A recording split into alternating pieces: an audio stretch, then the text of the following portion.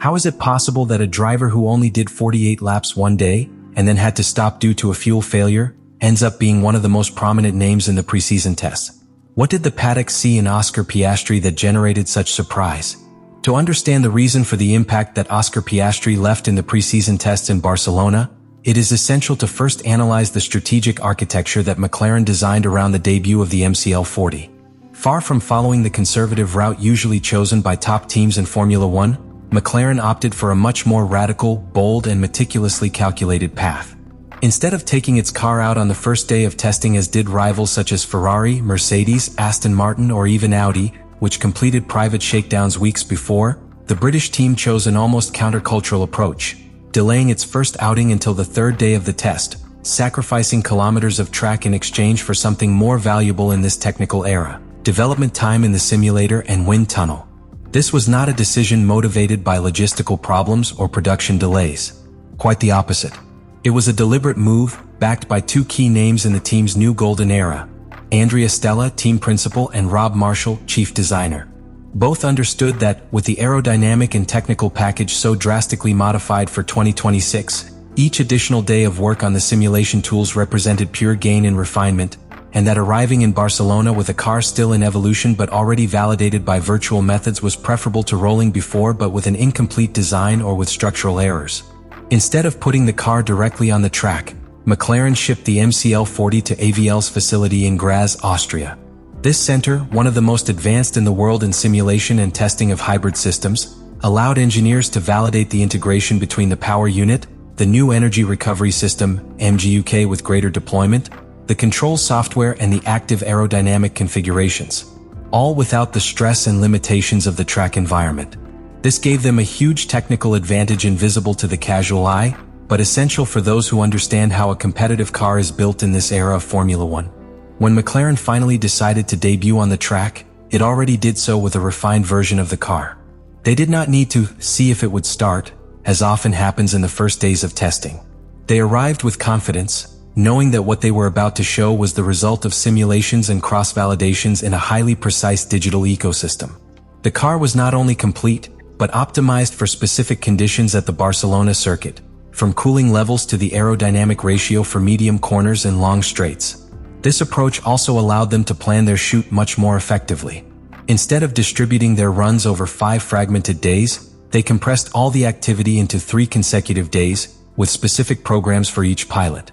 Thus, the car always remained on the track under a logic of incremental validation. What Norris learned on Wednesday was applied to Piastri on Thursday, and what the Australian discovered fed the changes on Friday. An accelerated feedback loop, which would have been impossible if the car had come out earlier but with specifications still in development. Meanwhile, the rest of the paddock watched this move with skepticism. Some teams even hinted that McLaren was hiding or facing internal problems. But as the data began to come to light and the first records were seen, doubts transformed into silent admiration. Stella and Marshall's decision was working. More importantly, they had laid a solid foundation for the entire season. These types of strategic decisions make the difference between a team that competes to score points and one that competes to win championships. McLaren showed that its reign in 2024 was no fluke. The 2026 philosophy was not only technical, but operational. In an environment where every day counts, they knew when to wait. And Oscar Piastri, in that perfectly designed context, was about to become the key piece to execute the plan on the track. The day of Thursday, January 29th, was marked in red within McLaren's schedule. It was Oscar Piastri's turn to get on the MCL40 for the first time, and the plan was clear: complete as many laps as possible to complement the work done the previous day by Lando Norris. However, what happened that day shows that, in modern Formula One, it is not always about how many laps you do but the quality of each one of them. From the first moment Piastri left the garage, it was clear that there was something special about the MCL40. The car was stable, responsive, and perfectly aligned with the Australian's methodical and precise driving style. During the morning session, he completed 48 laps that were enough to leave an immediate impression not only within the McLaren garage, but also among rival engineers and technical analysts who were following the tests from the track and the monitors. The time of 1 minute and 18.419 seconds that he set placed him fourth in the unofficial table of the day, but what caught the most attention was not the time itself, but how he achieved it. Consistency lap after lap, clean lines, and precise use of hybrid energy in each acceleration.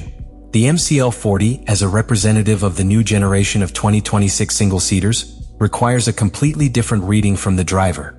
It is no longer simply about pushing hard.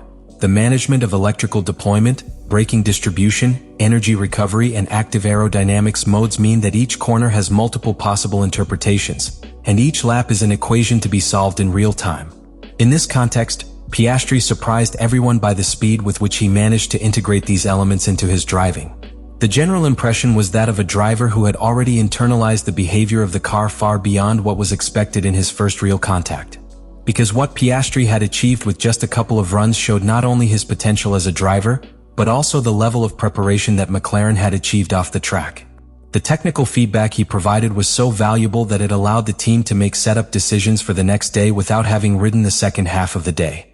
His ability to identify problem symptoms, accurately communicate the effects on power delivery, and collaborate on subsequent simulations with engineers was rated internally as befitting a veteran pilot. Friday, January 30th, was more than the closing of the preseason test in Barcelona. For McLaren, it represented the last opportunity to make up for the time lost after the fuel problem the previous day and confirm, publicly, that its strategic decision to delay the debut of the MCL40 had been worth it. And at the center of that task was Oscar Piastri, who, despite having filmed only half a day before, now assumed the responsibility of closing the test program forcefully. It wasn't just a matter of turns. It was time to send a clear message to the paddock. McLaren had not only returned to defend its title, but had raised the technical and operational bar once again. From the first laps on Friday, Piastri made it clear that he was not going to waste time in the adaptation phase.